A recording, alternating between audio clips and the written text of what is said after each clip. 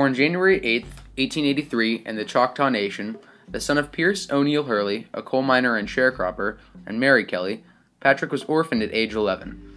Hurley studied at the Indiana University in Muskogee and obtained a law degree in 1908 from the National University in Washington, D.C.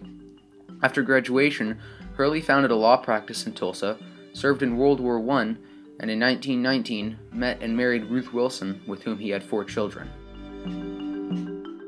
As an admirer of Teddy Roosevelt, Patrick Hurley became a Republican, ironically the minority party in Oklahoma at that time. Hurley had many significant diplomatic appointments, from Herbert Hoover's Secretary of War to FDR's Minister of New Zealand.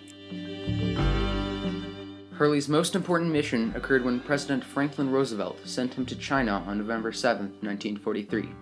Chiang Kai-shek, leader of the Nationalist Party in China, had asked the U.S. President to adjust relations between me and General Stilwell. Chiang Kai-shek was Sun Yat-sen's brother-in-law. Dr. Sun Yat-sen was a revolutionary who overthrew the Qing dynasty in 1911 and was responsible for setting up the Republic of China. After Sun's death in 1925, Chiang became the leader of the Nationalist Party. Chiang reunified most of China under a national government based in Nanjing.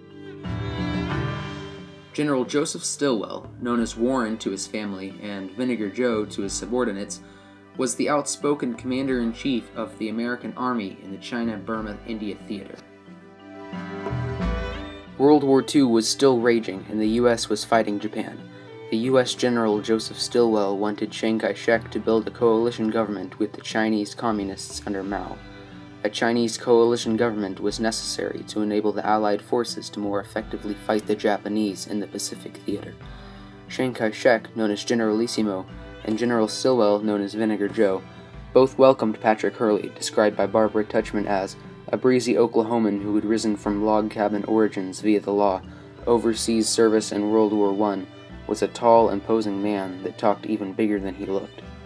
According to the J. Taylor, Chiang Kai-shek's biographer, the Generalissimo, found Hurley very sincere, quite different from American officials in the past. General Stilwell wryly observed that it takes oil as well as vinegar to make a good dressing, and welcomed Hurley to Chongqing. Patrick J. Hurley stepped off the plane and right in the middle of a feud.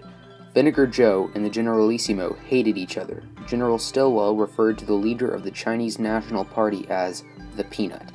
Patrick Hurley's mission from Roosevelt to support the recognized government, keep it from collapsing, and to bring about the unification of the nationalist and communist forces was kept in mind, all while assessing the threat of the Soviets supporting Mao and the Chinese Communist Party.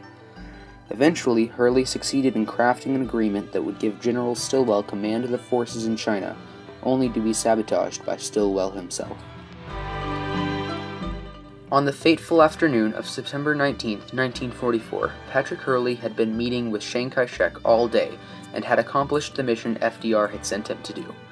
Chiang was about to hand over command of the Chinese army to General Stilwell. Hurley had asked Stilwell not to come to the meeting, but he did, and Chiang said, "Ask General Stilwell to join us for tea. We will be glad to have him." Stilwell had in his hand the transcription of a radio message, quote, "to be delivered in person," end quote, from FDR to Chiang Kai-shek. Stilwell and Hurley met on the porch alone, and Hurley pleaded for Stilwell to delay in delivering the message. Hurley stated that no chief of state could tolerate such an insult as this letter. Hurley told Stilwell that Chiang had agreed to every demand in the letter that Stilwell had in his hand. Stillwell tragically persisted and continued into the room. After reading the letter from FDR, Chiang inverted his empty teacup, a Chinese signal that the party is over. After everyone left, Chiang burst into compulsive and stormy sobbing and wrote in his diary, "My heart is broken." That night, Stillwell wrote to his wife about being the avenging angel in the following rhyme: "I have waited long for vengeance, and at last I've had my chance. I've looked the peanut in the eye and kicked him in the pants." Hurley met this challenge of the potential destruction of U.S.-China relations by having Stilwell recalled to Washington. Stilwell publicly said that he had been, quote, "hurled out of China," end quote.